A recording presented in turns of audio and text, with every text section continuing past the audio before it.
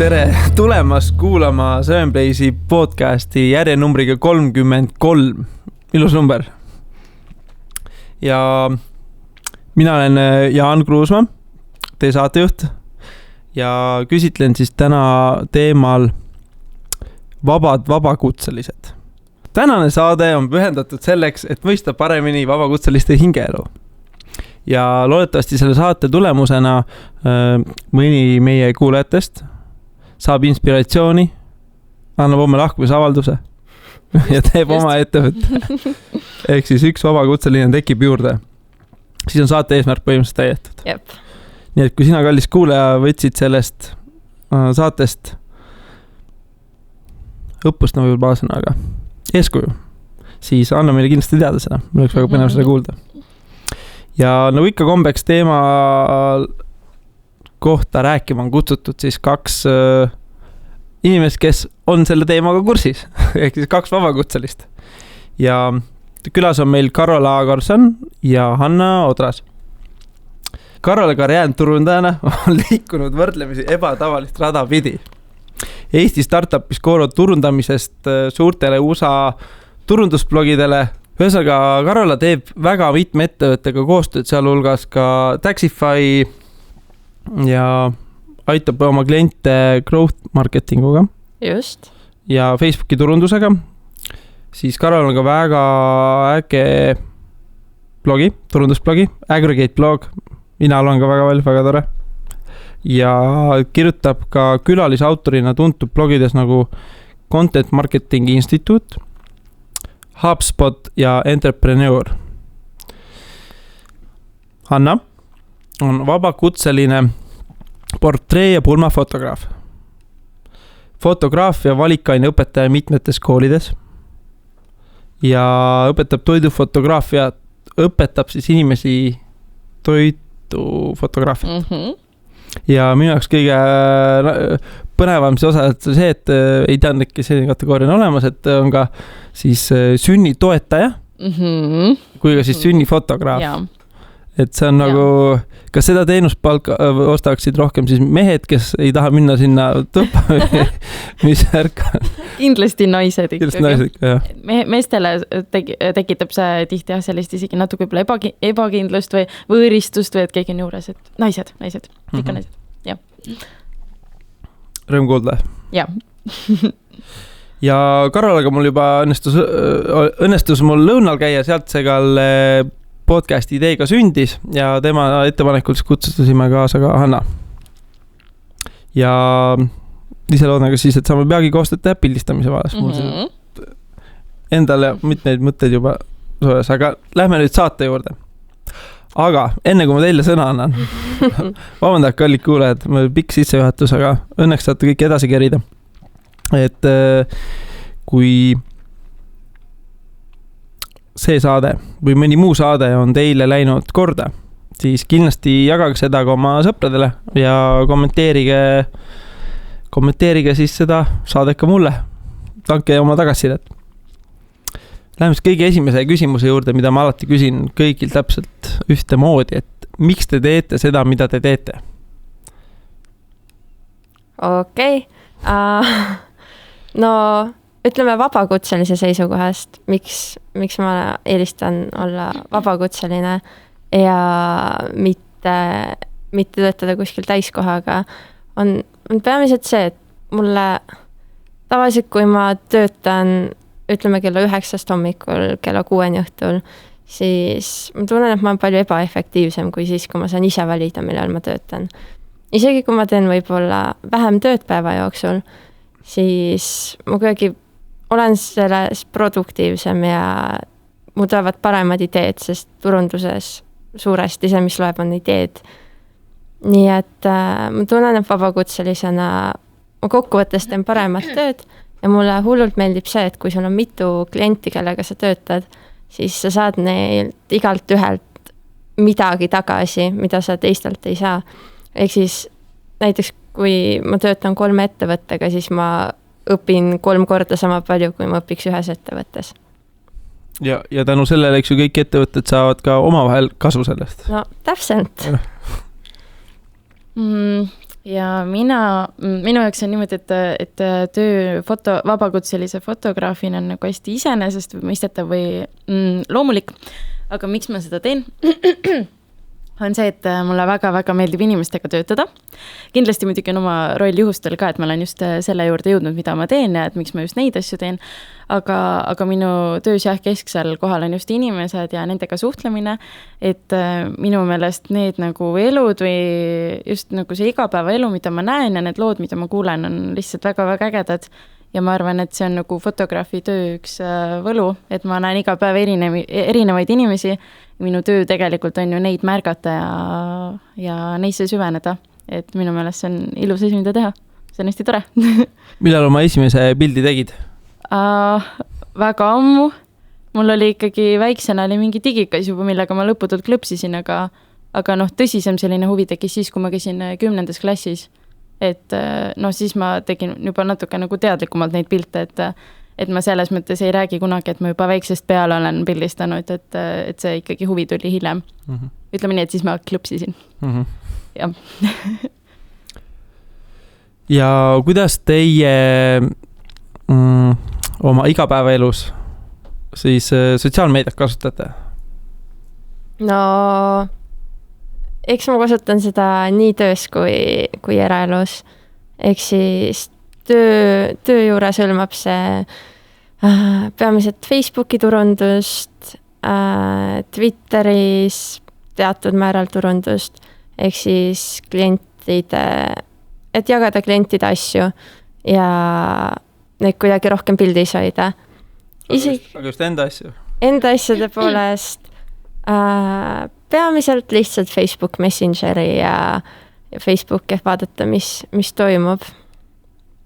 Kuigi viimasel ajal on pisut kahju, et ma ei tea, kas kahju, aga Facebooki feed on muutunud üsnagi kasutuks selle võrra, et seal on suurelt osalt lihtsalt brändide postitused ja reklaamid segamini ja eventid.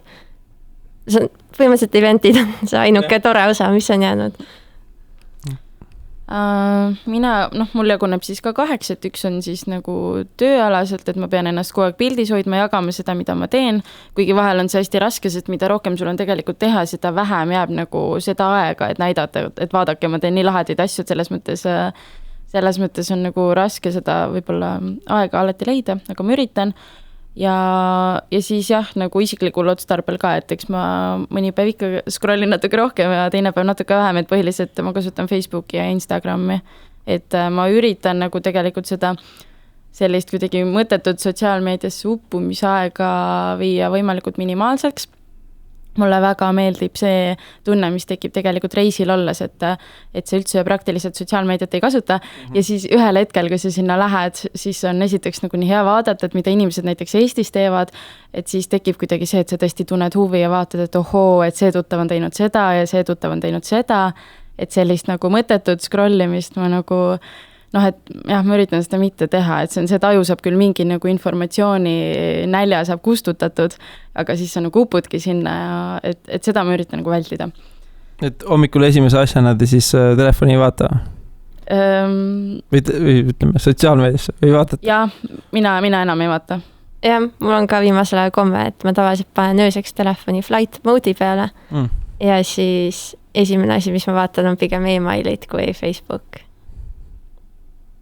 Ja minul on tegelikult sama, et võib-olla esimene ehmatus on see, et vaatad, et appi, kui palju meile on juba tulnud, aga siis ma targalt panen telefoni eemale ja olen teinud endaga kokkuleppe, et tund aega ma neid meile ei vaata.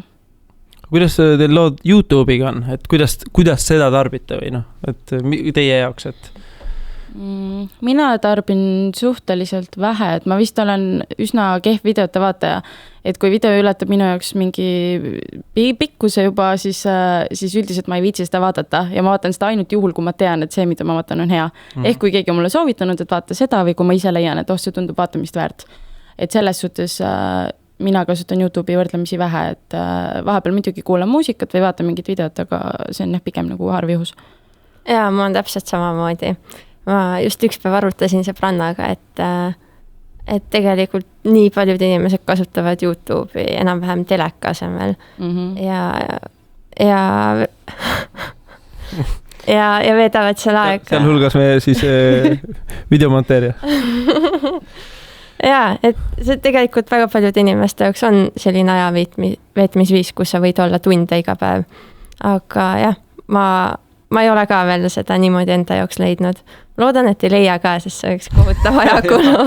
Siin on vist asi natuke vanuses ka, ma arvan, et võib-olla noorte seas ongi hästi tavaline, et YouTube on nagu teleka üle võtnud, aga kindlasti on erinevaid, aga võib-olla meist on see äkki mööda läinud natuke. Samas ma just kuulsin YouTuberist, kes varem tegi midagi noortele ja sai lapsed ja nüüd teeb sellistele kodupere naistele, nii et YouTube'is on midagi kõigi. Ja seda kindlasti. Tuleb lihtsalt üles leida. Või siis, osata küsida, teada mida tahad ja siis YouTube. Ulgeskond. Nii. Jah, aga siis selle lõppu veel juba vegaksin sellega, et kas pigem näiteks, et nüüd kui see podcast läbi on, kas te pigem kuulaksite seda SoundCloudis või vaataksite seda YouTube'is? Minu jaoks kindlasti SoundCloud, siis ma saan ringi liikuda, midagi muud teha ja samal ajal kuulata. Mina, kui ma nagu kodustes oludes tahaks seda kuulata, siis ma tegelikult ikkagi paneks selle YouTube'is mängima, sest mulle ikkagi meeldib alguses inimeste nägusid näha, ma kindlasti ei vaataks neid tunde aega, aga selles suhtes on tore näha, et milline inimese nagu olek on või kes seal hääle taga on. Et kui sa ainult kuulad, siis seal on ikkagi teatav nagu mingi anonüümsus või et mulle meeldiks ikkagi korra pilk peale visata ja siis edasi lihtsalt kuulata. Lähme vabakutselise teema juurde. Mis imeloom on vabakutseline? Et jah, mis vahe on, ütleme, vabakutselisel ja elustiili ettevõtja näiteks? No vabakutseline vist paljude arust on mingi siuke müstiline tegelane, et tead, et ta mingit tööd teeb, aga mida täpselt on ju ja millal täpselt, et keegi ei tea, on ju. Aga minu meelest, mis on nagu vabakutselise ja palgatöötaja siis põhiline vahe, ma arvan, et mis neid eristab, ongi siis äkki see nagu seotuse ja sõltumatuse suhe, et vabakutseline on ikkagi selles suhtes nagu teiste sõltumatu töötaja, mis ei tähenda, et ta teeb ükskõik mida, ükskõik millal, et muidugi seal on nagu ka nagu omad reeglid on ju ja oma töörutiin. Aga just jah, see, et sa oled nagu siuke üksik töötaja, kes ajab enda mingit asja.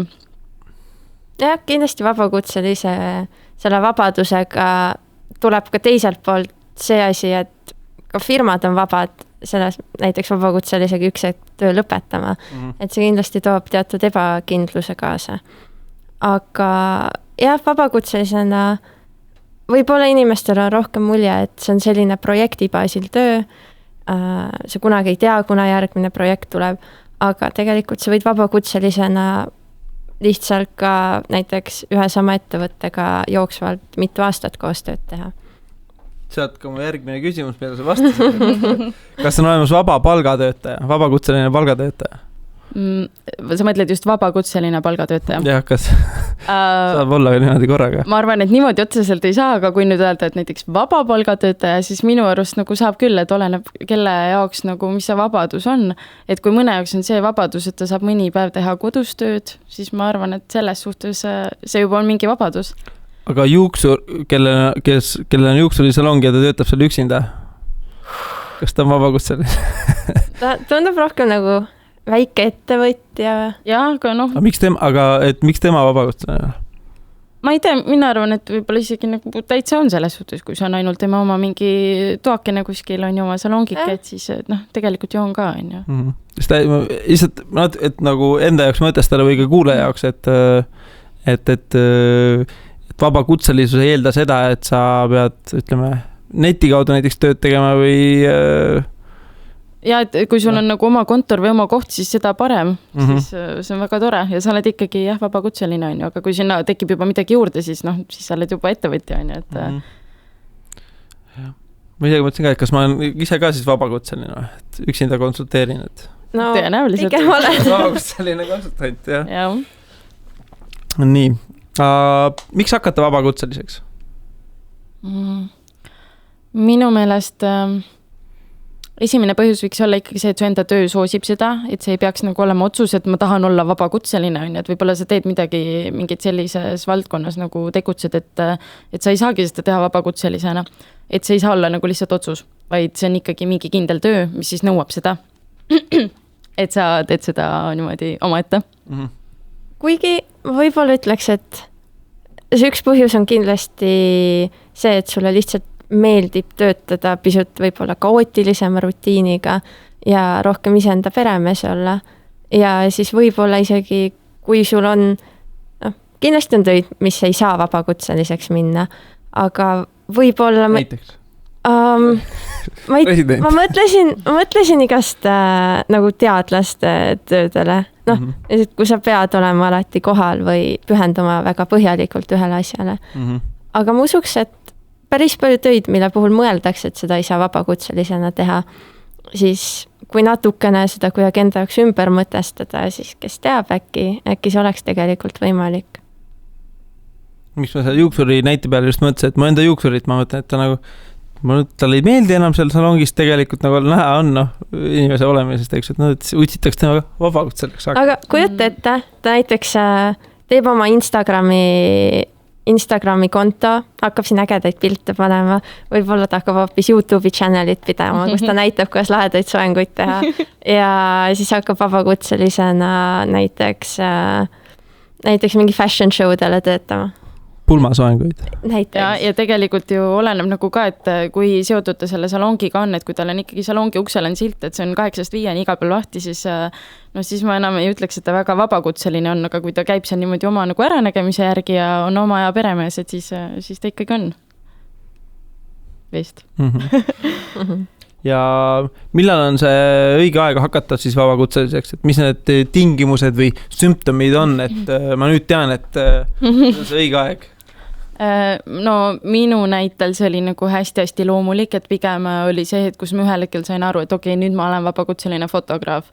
Et alguses, fotograaf on jube pop hobi, et alguses ma lihtsalt nagu tegin mingid otsi natuke, aga ühel hetkel ikkagi sa saad aru, et see on su töö, sellega kaasneb mingi vastutus ja siis ongi selline nagu äratundmise hetk, aga ma arvan, et kui sa nüüd otsustadki, et nüüd ma hakkan vabakutseliseks, siis mida sul on vaja, on ikkagi mingid ressursid, et sul kas on selleks finantsi või sul on selleks aega, et sellega üldse tegeleda, et kui sul on näiteks mingi muu põhitöö alguses, et siis sa pead ikkagi leidma nagu aega, raha ja olema pühendunud, et seda teha.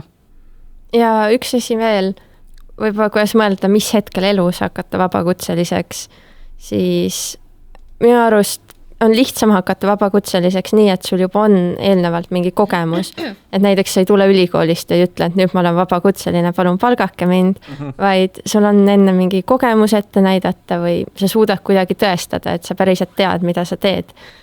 Millegi pealt ennast müüa vabakutselisena. Ehk siis ma ütleks, et kasulik oleks enne kuskilt mingi kogemus saada ja siis hakata vabakutselisena tööle. Mis just mõtlesin, et tegelikult ju üks ei välista veel teist, et käid kuskil tööl ja õhtul oled vabakutseline. Ja. Ma nägin kuskil, võib-olla see isegi Eesti inimeste kohta uuring, et 40% teenivad põhitöö kõrvalt veel midagi lihtsalt vabakutselisena. Mõni võrkturunduse. Ei, pigem, ma arvan, et see on pigem selline, et näiteks sa kuskil disainer ja siis keegi ütleb sulle, et kui meil oleks täiega väikest posterit vaja vitsid ära teha. Selline väike kõrvalt. Tegelikult inimesed ju vahetavad kõik elu jooksul enda erialasid ka mitu korda, et minu meelest nagu vabakutseliseks olemine annab suurepärase võimaluse seda teha, et sa teedki algul seda millegi muu kõrvalt või et mingil hetkel on see kuidagi hästi loomulik viis alustada millegagi.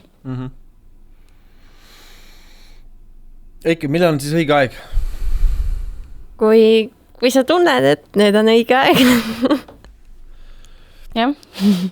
Ma ise olen kohanud inimesi konsultatsioonide või muude asjade käigus üldse, et ilmselt nagu seal täpselt seal piiri peal veerida, et ei, ma siis hakkan kui või see, et nagu panevad endale neid, et mingid neid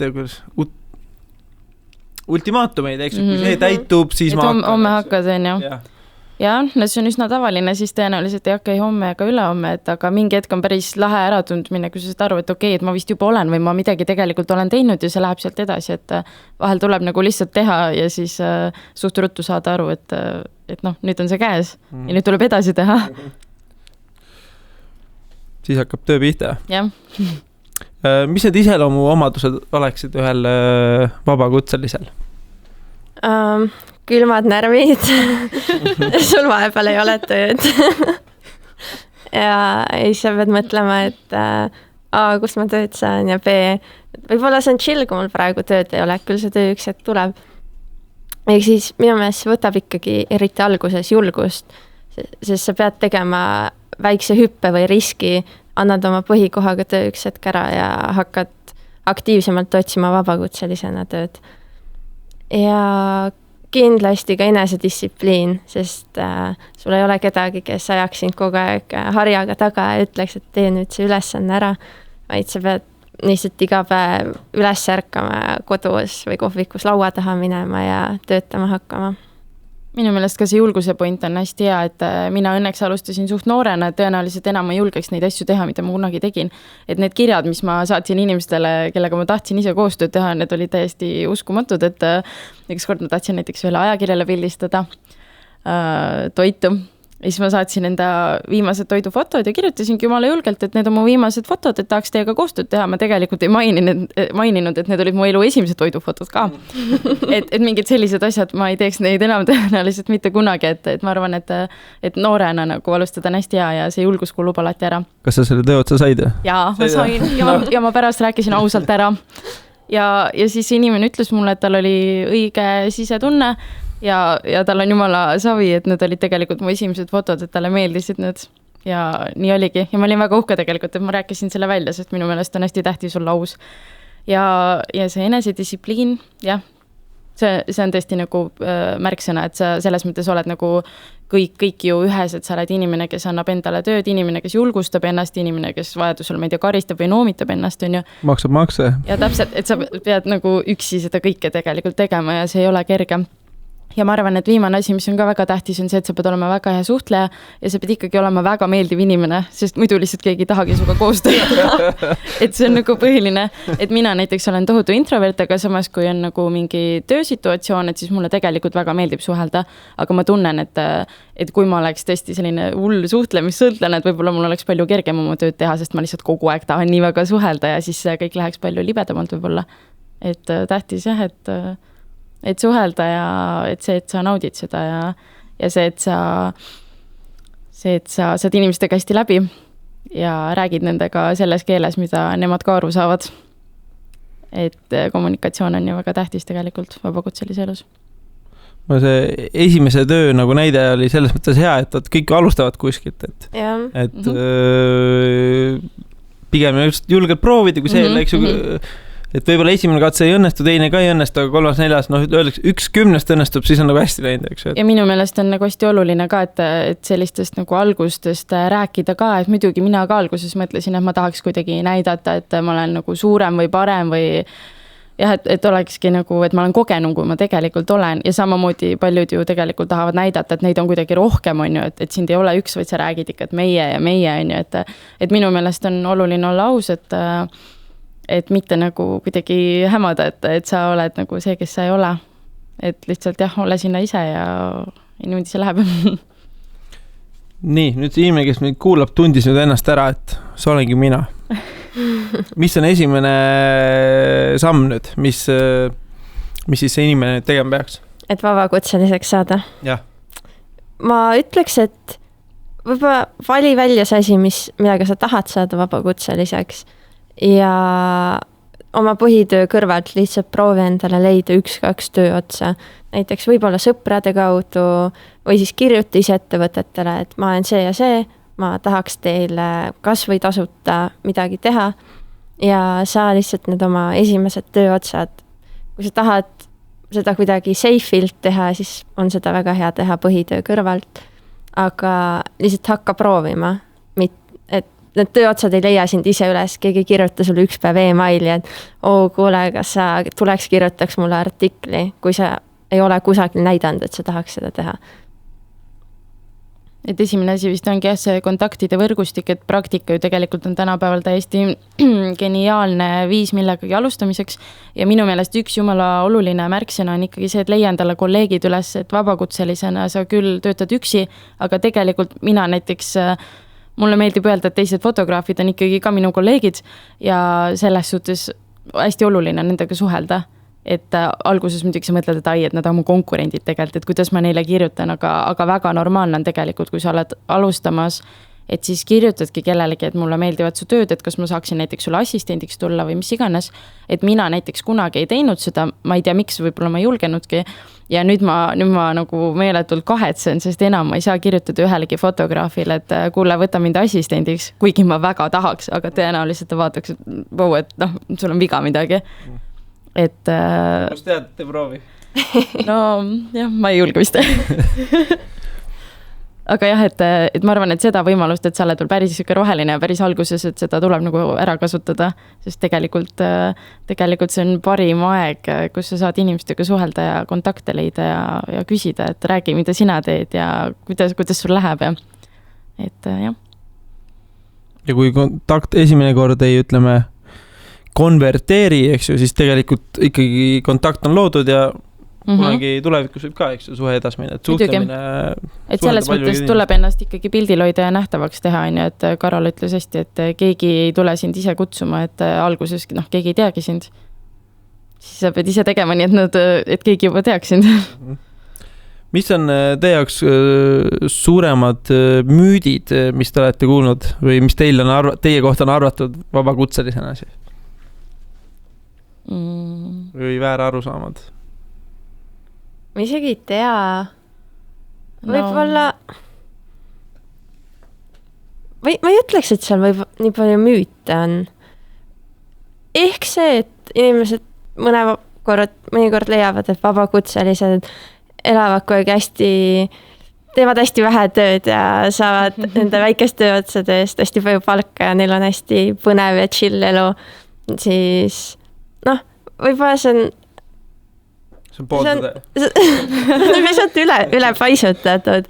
Selles mõttes, et vabakutselised peavad ikkagi väga palju tööd tegema ja leidma hea tasakaalu, kui palju kliente võtta ja millal neile tööd teha. Sest väga lihtne on ka vabakutselisena liiga palju projekte võtta ja siis töö sisse ära uppuda.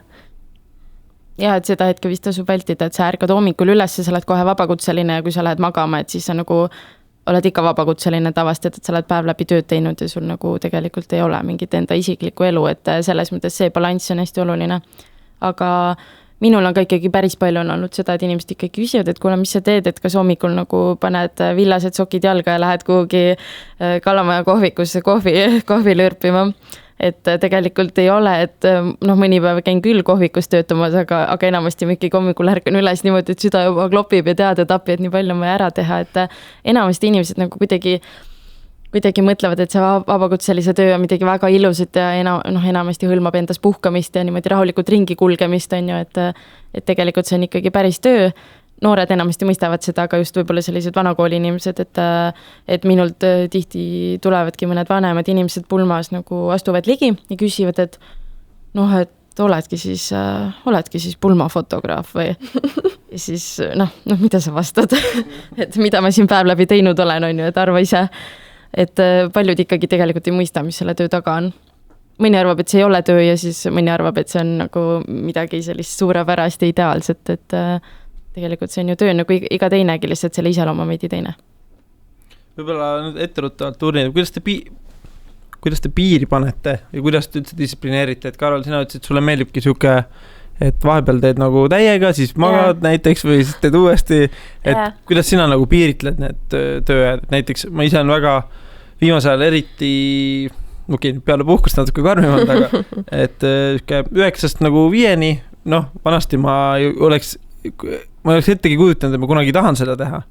Aga nüüd ma enda tööaega täpselt 9-5 nagu olen üliproduktiivne ja siis pärast läheb siis nagu pereaeg või ütleme enda aega. Ja, ma mäletan suve alguses ma vahepeal läksin Skorost ära ja siis mul oli selline periood, kui ma töötasin mõne USA blogiga ja aitasin paari Eesti ettevõtet ja siis mul oli tõesti hommikust õhtuni tegin tihti tööd. Ja siis, kui ma hakkasin minema Taxify'sse täiskohaga tööle, siis ma vaatasin seda nii, et issand, kui mõnus, et mul on see hommikust õhtuni töö ja siis pärast tööd ma olen vaba. Ja see alguses oli tõesti väga värskendav ja mõnus. Aga ma nüüd olen aru saanud, et mulle ikkagi meeldib see vabadus rohkem, et ma mõni päev, kui on vaja kliendil õhtul kell 8 asju teha, siis ma lihtsalt teen neid asju. Aga ma üldiselt üritan ikkagi võtta endale, ütleme alates mingi kella 7 või 8 alates, võtta õhtu ise endale ja lugeda või olla perega, niisama sõpradega ja lihtsalt kas või mitte vastata, vaadata meile. No mina olen enda jaoks siis, nagu ma enne mainisin, et hommikul ma kohe meile lugema ei lähe, et mina olen paika pannud selle, et ma ärkan, siis ma olen ikkagi mina, et ma ei ole kohe tööl, kui ma olen oma voodis ja võtan telefoni kätte. Et see on kõige kohutavam asi, millega nagu hommikul võib alata, et sul on juba tunned appi, ma olen juba rongist maha jäänud, on ju. Et see on väga õudne, et see ei ole väga eluterve asi. Aga ma ärkan üles siis tavaliselt tund aega, ma tegelikult lähen jalutan koeraga, ei loe enda meile, ei tee tööd ja ütleme nii, et minu ideaal on ikkagi töötada nii-öelda normaalsetel kellaaegadel, kuigi ma töötan väga tihti õhtuti, vahel ka nagu öösiti, aga selles mõttes, et jah, see on minu võimalus teha seda ükskõik millal, aga ma eelistan seda ikkagi teha siis, kui teised seda ka teevad, sest muidu see lõpeb lihtsalt sellega, et kui teised puhkavad, siis mina töötan. Ja see on nagu nii, sest tegelikult inimesed ju abielluvad nädalavahetused enamasti, et suvel tegelikult jah, siis kui pere puhkab, siis mina olen pulmas, et tegelikult kui nemad puhkavad, siis ma üritan võimalikult palju ka puhata, et see on päris normaalne tunne, kui sa saad vahepeal inimestega koos olla ja see vaba aeg nagu sättida siis teistega nagu ühilduma. Ja. Üks asi, mida ma enda puhul olen täheldanud, on see, et kui ma hindan palju rohkem neid hetki, mis ma otsustan, et ma nüüd ei tee tööd, vaid ma võtan need 2 tundi või 5 tundi või selle terve päeva ja kui ma otsustan, et ma ei tee tööd, siis kuidagi see aeg on nii palju rohkem väärt mu jaoks, kui see varem oli. Minu meelest ka see nagu meelestatus on hästi oluline, et mina üritan ka teha niimoodi, et ma hästi konkreetselt tean, et nüüd on tööaeg, et mul ei ole seda, et ma samal olen Facebookis, samal ajal töötlen pilte, samal ajal saadan veel mingit suvalist kirja kellelegi, et ma ikkagi üritan nagu enda jaoks need piirid paika panna. Kui ma tahan, siis ma teen voodis tööd, on ju, aga ma tean, et ma teen tööd, et ma ei lepota seal niisama, et selles suhtes ei pruugi nagu sõltuda kohast, kus ma seda teen. Aga just see, et sa tead, et nüüd sa teed tööd või nüüd sa ei tee tööd. See tuli kohe niisugune mõte, et see on see vabakutselise tööhasart. Kas te kujutate kunagi ette, et te enam ei tee tööd? Ei, mul oleks nii igav. Et jah, see on igale vabakutselisele vist ikkagi meeldib ta töö, ma loodan. ja ma arvan, et väga raske oleks seda mitte teha. Et kui ma võtan endale nüüd nädal aega puhkamiseks, siis kaamera on ju ikka vahepeal kaasas ja ikka natuke tahaks vahepeal midagi pilte töödelda või midagi teha, nii et selles suhtes mina ikkagi ka naudin seda väga. Et on mingi hulk inimesi, kes teevad tööd selleks, et kunagi mitte tööd teha, eks ju? Jah. Siis ongi nagu, et kui teha seda juba, mis meeldib ise nagu vabalt enamasti, eks ju, teha seda, siis ongi nagu raske nagu lõpetada, et jah. See on üks mõtte koht võib-olla endale ka, et kas ja kuidas üldse. Nii, Karole, küsimus on sulle suunatud, et kui ma sain õigesti aru, et siis sa töötasid täiskohaga Taxify's. Jaa. Aga siis sa teed seda ikkagi freelancerina. Jaa. Et kuidas see juhtus ja kuidas see võimalik on, et kuidas seda, ütleme, keegi töötab näiteks Pipedrive'i turundaja. et kuidas seda teha? Kuidas see juhtus? See juhtus nii, et ma läksin Taxify'sse täiskohaga ja kui ma läksin veel suvel ka sinna ja enne seda ma olin kogu suve freelance'inud, ehk siis pool suve oli tundnud nagu tohutult pikk aeg. Ja ma läksin, olin 6 aega täiskohaga tööl, ma oli kohutavalt põnev, aga samal ajal kuidagi kogu mu elu oli lihtsalt töö. Ja siis oli kiirelt nädalavahetus ja siis oli jälle lihtsalt töö. Ja aeg läks nii kähku. Ja mulle tundus, et kuidagi seda vaheldust võiks olla rohkem. Ja siis mul oligi hästi raske otsus, sest et tegelikult see töö Taxify's oli, see on täiesti üks ühele see, mida ma tahaks teha. See on minu jaoks kõige parem töö, tõesti kõige parem võimalik töö, mis mul võiks Eestis olla. Nii et siis ma rääkisingi oma bossidega läbi. Ja õnneks nad olid nõus, et ma sain neile hakata väiksema koormusega edasi tegema. Nii et lihtsalt läks õnneks. Ja see, kuidas ma lähenesin, oligi peamiselt ma lihtsalt ütlesin neile, mis mu mure on ja pakkusin lahenduse välja ja neile sobis. Ehk siis ma arvan, et kuidas seda vaadata näiteks, kui sul on täiskohaga töö ja sa tahaks võib-olla väiksema kohaga seda teha, siis üritada vaadata seda nii iseenda kui firma seisukohast ja leida mõlemale kõige parem lahendus ja siis minna oma ülemuse jutule sellega. Väga hea. Jah, ma kommenteeriks ka, et väga hea, et kui sa oled selles mõttes hea ja tubli töötaja ja neile väärtuslik, et siis ma arvan, et kompromisside tegemine on igati normaalne, kui nemad saavad ju selles mõttes saavad sinuga koostööd jätkata, on ju, ja sina saad seda teha sellisel viisil, nagu sul on parim. Peamine ongi see, et kumbki pool otseselt ei kaotaks midagi. Ei ole mingit sundolukorda ka, et muidu ei ole hea. Kuidas see suund endale valida? Üldse vabakutselise suund. Tegelikult ju see hetk, kui te hakkate vabakutse, siis ka praegu tegelikult ju me võime tegelikult nüüd homme, ma ei tea, mida iganes teha tegelikult. No minu meelest lihtsalt hästi oluline on usaldada enda sisetunnet ja tunda ära see hetk, kus sa 100% oled nagu rahul selle suunaga, kuhu sa liigud. Et vahel on niimoodi, et päris rahul ei ole, siis võib-olla natuke kohendad seal mingid pisi asju, aga mõnikord nagu asi ei pruugi olla väga hull, aga ta ei ole ka päris õige ja siis sa kuidagi sa nokitsed oma elukalla natuke ja muudad midagi, aga vahel tuleb muuta kõik täiesti pea peale, et aru saada, et mulle sobib hoopis niimoodi. Et selline nagu julgus asju pea peale pöörata ja siis ära tunda, kui nüüd on õige asi. Et ma arvan, et niimoodi see suund tuleb. Jah, kindlasti, kui sa lihtsalt teed midagi ja töötad uute projektide kallal, siis see üks hetk õpid, mis sulle meeldib. Ja selle pealt saad selle suunaga valida. Ja alustuseks, kui juba tunda ära see, mis sulle ei meeldi, et siis järgmine kord olla targem ja enda energiat mitte sinna suunata. Et tegelikult see algab juba sellest. Jah, minevik ei meeldi, saab tulevikus muuta. Jah. Osad, mõtlen, kellega ma sattusin nüüd lõuna, et rääkis sellise mõtte, et USA doktor või õppejõud saavad niimoodi, et 7 aastat teevad tööd ja 8 aastat on vaba. Et siis nad saavad nagu teha, mida nad tahavad põhimõtteliselt. Siis ma mõtlesin ise ka, et nagu inimesel võiks olla siuke nagu vaba hetk. Võibolla poistel on üks kergel siukene kohustus nagu lihtne, et peavad sõjaväkke minema, eks ju, et siis ma loodan, et võibolla keegi, kes on minev sõjaväkke, läheb ja siis seal saab mõelda rahulikult, et mida ta siis teha tahab, eks ju.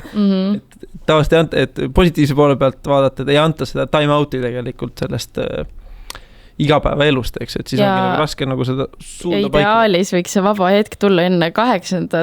aastat juba tegelikult, sest 8 aastat on väga pikk aeg.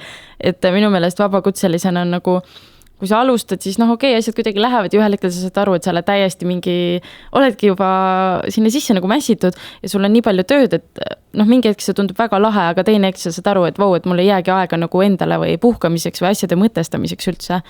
Et tegelikult tuleb nagu see aeg ise vägisi võtta ja siis nagu mõelda, et miks sa teed ja mida sa teed. Et mitte nagu töösse uppuda, vaid tegelikult jätta aeg, ma ei tea, kas või inspiratsiooni kogumiseks või selleks, et sa nagu suudaksid seda suurt pilti ka hoomata. Siin kohal mõtleks kõige, et kus suuda öelda ei või? Jah, või siis vaadata, näiteks kui sa tunned end süüdi sellepärast, et sa paned palju aega sinna alla, et lugeda blogisid või lugeda raamatuid, siis teiselt poolt sa võid mõelda, et see on lihtsalt enda täiendamine ja osa su tööst. Mis te sellest arvate, et iga inimene võikski olla vabakutseline? Eks sünnib Eesti riigis, saab endale kohe enda isikukoodiga kaasa ühe ettevõtte, et kohe algusest saadik õpetatakse koolis juba. Näe, siin on sinu ettevõtte, kuidas optimeerida makse, investeerida aktsiatesse, kuidas eraldada töökulud, erakulud. Kõlab nagu Eesti riik saaks hästi vähe makse. Nii ja naa, et. See tundub küll muidugi väga tore, aga ma arvan, et et see kindlasti ei toimiks, sest tegelikult on täiesti geniaalne minna hommikul kella 8 tööle ja siis tulla kella 5-6 paiku tagasi ja saad aru, et nüüd ma ei pea tööd tegema, nüüd ma lihtsalt puhkan, on ju. Maksud maksab ka keegi teine sinu ees, sa ei teagi, mis summad seal taga tegelikult üldse on ja sa ei mõtlegi, kui palju nagu riigile läheb, on ju.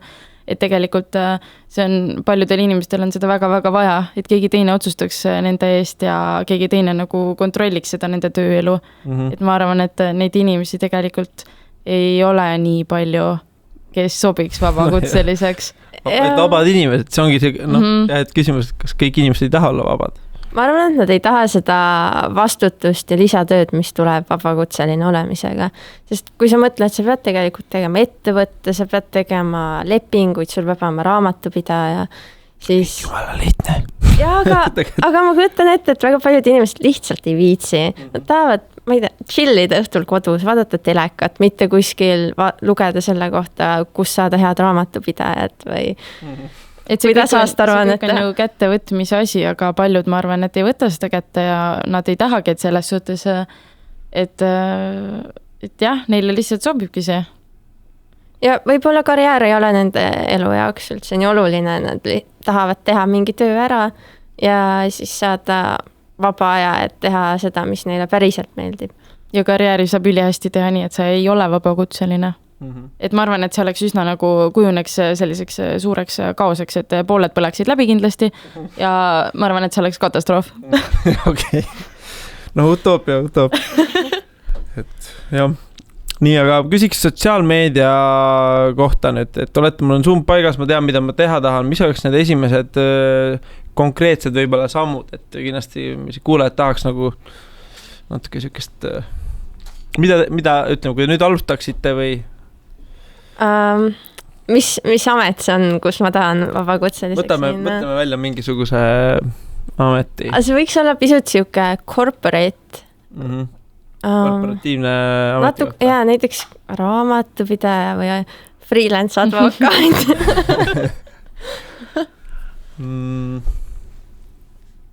Jah, tegelikult, mõtlen, kes mulgi... Jah, kuidas teeks advokaat? Freelance advokaat. Ma arvan, kuidas saada kliente. No, põhieesmärk on see, et sa pead kuidagi olema mingis mõttes nagu thought leader või inimesed peavad teadma, et sina oled see õige tüüp, kelle poole pöörduda, kui neil on mingi kindel probleem. Ja sotsiaalmeedia on üks parimaid viise see inimestele selgeks teha. Nii et üks võimalus on alustada oma blogi, sellel teemal blogida, näiteks on see, mida mina tegin, või siis oma Instagrami konto, YouTube'i konto, et sa valid mingi sotsiaalmeedia kanali, mis on põhimõtteliselt nagu su reklaam. Näiteks Hannal on vist Instagram, Facebook. Need kaks on põhilised. Ma arvan jah, et selles suhtes asi on tegelikult lihtne, et esiteks tee endale konto, on ju, teiseks, et kasuta seda järjepidevalt, on ju, et ükskõik, mis sa seal teed, et hoia ennast kogu aeg pildil, on ju, ja minu meelest siis see kolmas ülitähtis võtmesõna oleks see, et tooda sinna sisu, mis on sul endale huvitav, et tegelikult ei ole mõtet lihtsalt sellepärast postitada, et midagi sinna panna, et panegi sinna huvitavaid asju, mida sa ise tahaksid võib-olla teiste puhul näha, on ju, et siis tooda jah midagi sellist, millesse sa ise usud ja mis ongi nagu sinu kirg. Et paljud nagu postitavad võib-olla niisama mingid asju, vaatad, et teised teevad, on ju, aga et ei ole mõtet. Ma arvan, et see nagu on üsna läbinähtav, kui sa lihtsalt teed midagi, et teha, aga sellel nagu ei ole pointi. Ja võib-olla siis jah, see nagu suhtlusmoment on ka oluline, et need ei jääks lihtsalt nagu mingiteks blogipostitusteks või lihtsalt mingiteks piltideks, mis sa kuhugi paned, et tegelikult vaatajatega ikkagi võiks suhelda ka ja hoida neid enda juures. Ja näiteks võib teha ka Facebooki gruppi, mida sa hakkad ise üles ehitama ja eks ma olen näinud päris mitut Facebooki gruppi, kus keegi lihtsalt alustas seda ja 1000 inimesed liitusid. Üks hetk nad lihtsalt olid selle grupi nagu siuksed liiderid ja selle võrra inimesed teadsid neid. minu meelest ka ei tohiks võib-olla siis alahinnata seda keskkonda, kus sa oled, et lihtne on teha konto ja siis üritada nagu pildil püsida, aga tegelikult iga kord, kui sa seda teed, siis avasta seal mingi uus võimalus või õpi seda keskkonda kuidagi paremini ära kasutama. Et tegelikult jah, sellised grupid ja asjad võib-olla alguses ei tule selle peale, et mis grupi ma nüüd teen, on ju, aga tasub katsetada ja leida uusi võimalusi kogu aeg. Jah. Oma grupp on to-do listis, et siis tuleb. Tee ära. Nii, aga nüüd teeme niisuguse natukene rahunemise hetke, paneme ühe sooviloo, see on siis Karola soovilugu, The Avalanches ja Since I Left You. Ja Karol, sina kirjad, et sa vist töö ajal ei teegi nii, töö ajal ei kuule nii palju mussi, kui pigem siis tööväliselt? Jaa, ma kuulan töö ajal mussi siis, kui ma lihtsalt tahan helisid välja blokkida. Ehk siis näiteks, kui ma olen kuskil, töötan kontoris köögis, siis ma panen klapid pähe ja muusika mängima. Aga üldiselt ma pigem muusika kipub segama kui aitama.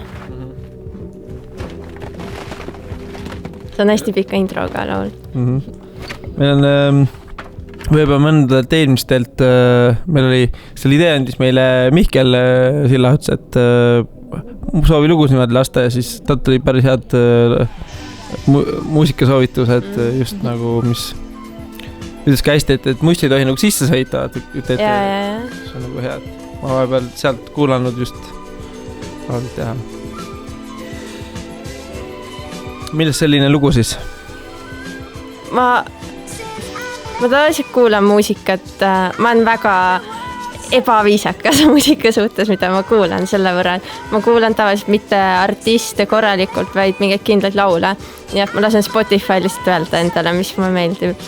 Aga see on siuke, aga see laul on kaua mulle meeldinud. Nii et ta on selle kvaliteedi kontrolli läbinud.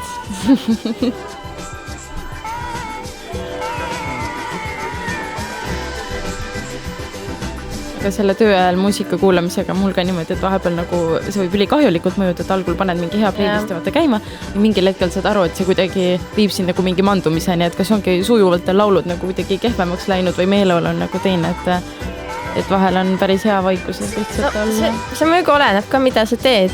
Näiteks, kui sa pead kirjutama, siis kui sul on sõnadega laulud, siis see segab. Samal ajal, näiteks, kui ma disainin mingeid reklaame ja hakkan sketšima, siis mulle hullult meeldib panna musa ja lihtsalt sketšida hästi palju ideid välja. Ja siis ta veits siuke nagu cool tunne, kui sa neid head musaga kõrvale kuule. Laulad kaasa natuke ja läheb nagu hästi. Jah. Mis rolli muusik üldse teil elus mängib? Minu jaoks tavaliselt võiks öelda võib-olla, et tuju tekitaja, et mul on mingid lood, mida mulle meeldib kuulata, kui ma jalutan või töötan ja siis need kuidagi võimendavad mu hetke meeleolu.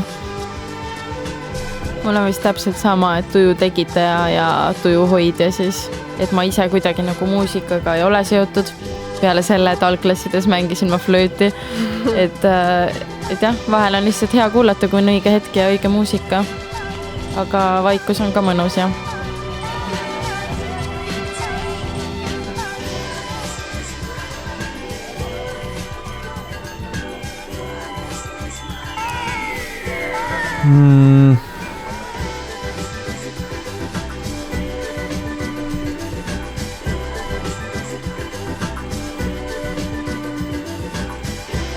Mul on natuke kahju, et Spotify tuli või mitte kahju, see on väga mugav teenus, aga see on jälle üks ilus asi, mis kadus ära, et inimesed kogusid plaate ja vahetasid neid ja see oli täielik hobi inimeste jaoks, palju rohkemate inimeste jaoks.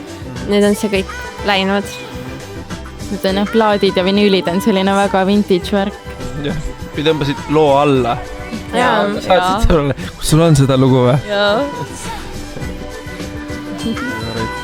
Ja siis sul olid mõned sõbrad, kellel olid suured playlistid, kes olid ülilahedad selle pärast. Lihtsalt teadsid head musa. noh, playlistindus see vist elab veel siiamaani. Ja eriti Spotify's. Ja.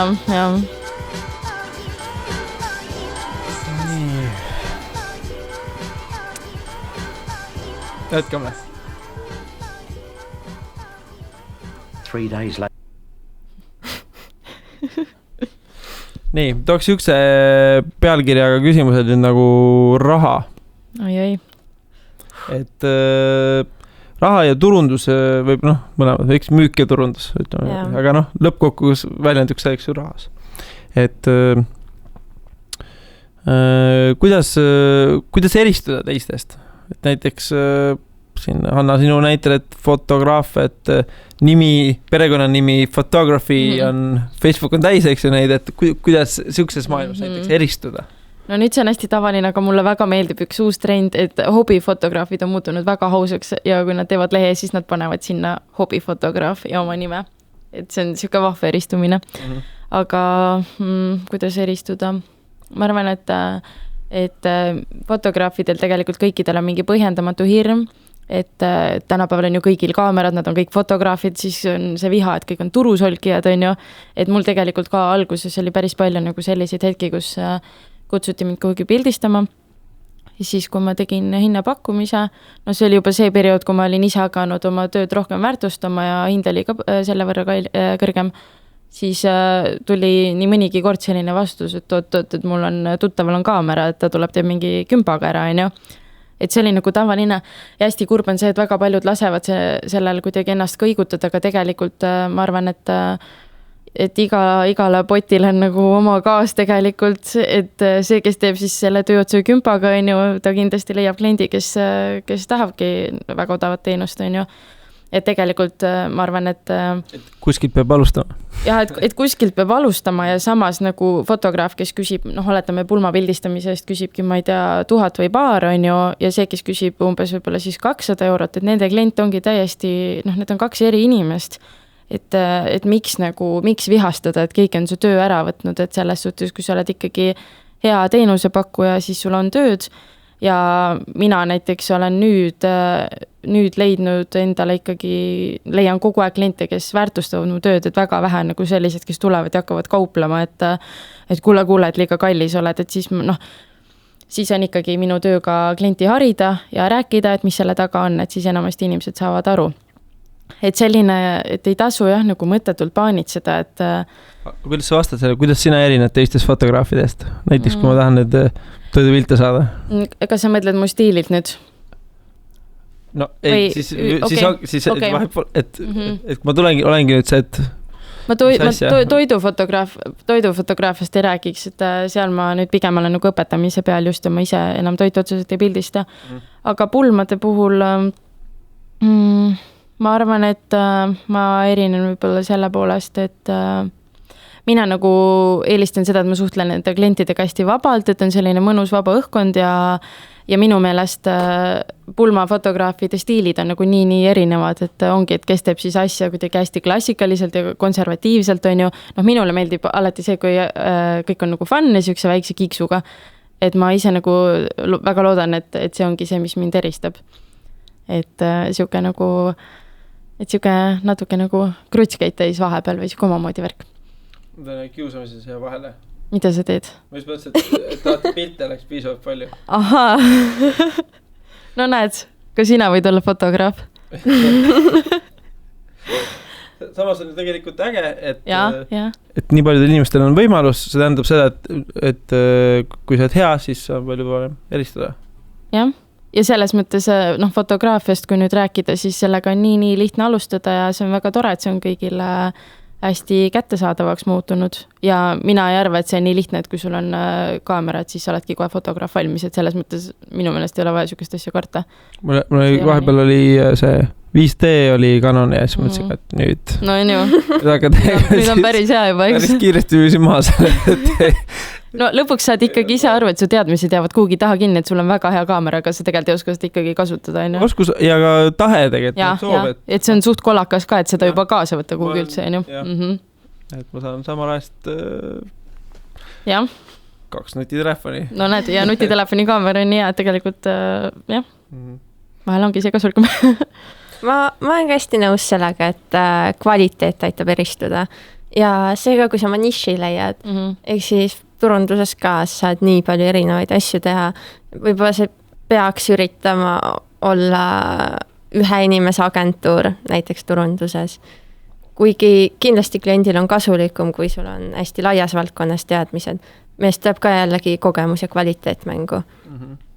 Nii et ma ütleks, et leia mingi oma stiil ja täpselt see, milles sa oled kõige parem ja siis tee sellest oma see toode või teenus, mida sa müüd.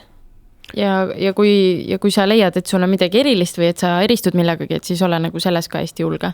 Ja et näita välja seda hästi selgelt. See on üks, mis ma panen tähele väga tihti, et inimesed ise ei saa aru, kui erilised tegelikult nad on. See on nagu täiega pinda käima juurde, et nagu ole endaga nagu, ole enda üle rohkem nagu uhke, et siis võib-olla kuule, et kui sa mõtled, mille sina võiksid vabakutsena olla, et siis vaata peeglisse. Ja, et ennast nagu kõrvalt vaadata on tegelikult väga raske, et kui sa küsisid ka nagu, et kuidas mina eristun, on ju, siis esimesena kohe ma kuidagi manasin need pildid endale silme ette ja ma tean, et teised inimesed on öelnud, et kui nad mu pilte näevad, nad tunnevad nad kohe ära, aga selles suhtes mina ise nagu mõtlen, et kas need on ikka nagu sarnast stiil või kord vaatad, et ei, kõik on nii erinevad ja kõik on imelik, et väga raske on ennast kõrvalt niimoodi analüüsida ja jälgida, et see tuleb ka õppimise käigus.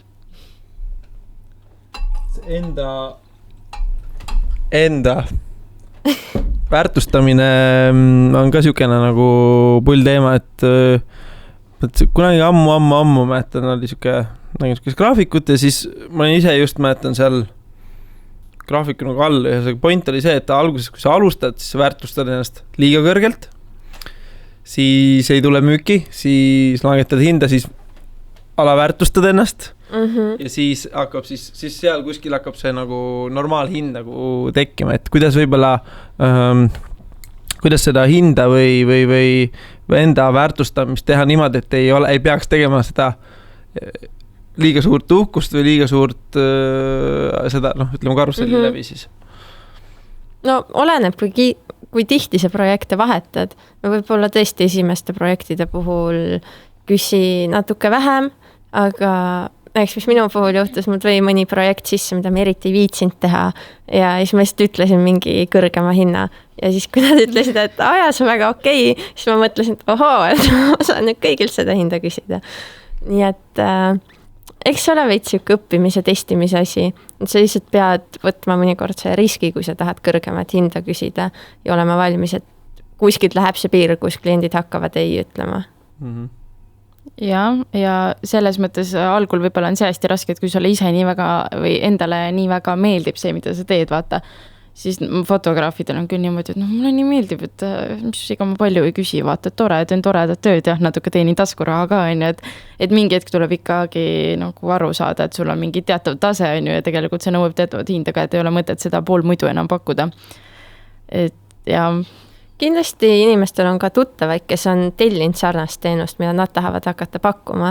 Nii et siis on alati väga lihtne ka lihtsalt sõpradelt küsida, et mis sa arvad, palju mingi siukse inimese tund maksab või sellise teenuse tellimine. Et algul on hea võib-olla ennast siis nagu niimoodi ummääraselt kurssi viia, et mis see nagu norm või turu keskmine on ju, ja siis vastavalt sellele nagu enda jaoks leida.